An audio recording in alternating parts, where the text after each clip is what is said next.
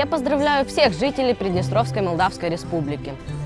А я люблю здесь жить. Ну, конечно, как же ее можно не любить? Ну, посмотрите вокруг, разве тут не красиво? Наша республика такая зеленая, уютная, большая. Спокойная, красивая. Я там родилась.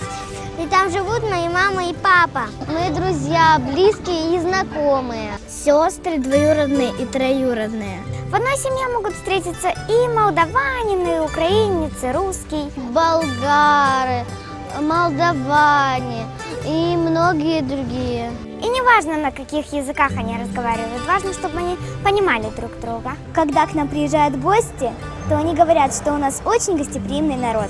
Он очень милый, с моей точки зрения. Всегда поддержит в трудную минуту. Один за всех и все за одного. День Победы, День защиты детей.